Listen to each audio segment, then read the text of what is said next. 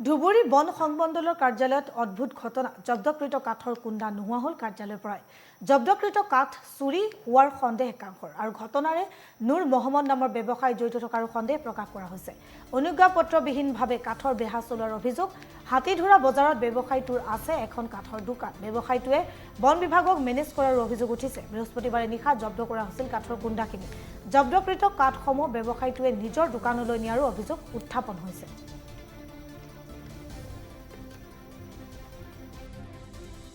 রাত্রে 2:33 ফোন করছিল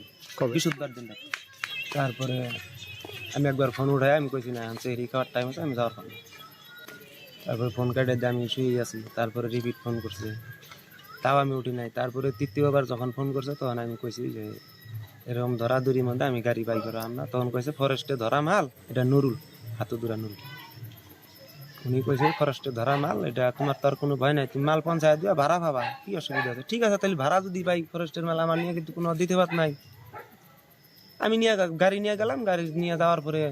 ওরা সাথে ধরে ধরে উঠাই দিছে উঠাই দেওয়ার পরে হাতুদুরা দেওয়ার পরে আমাকে কইছে যে মাল জয়গুরু নিয়ে নাও বললাম কি আমি জয়গুরু যামুকে আমি পাঁচ আগে গাইতেছি তুমি যাও আহ আমি গেছি যাওয়ার পরে নুরু ইসের আপনার রান্নাতপাড়া এলপি স্কুলের ওই জায়গা থেকে ঘুরে আসছে আমাকে ফালাইতে আসো না ঠিক আছে ঘুরে আসার পরে আমি মাল ফালাইতে আসছি এই তো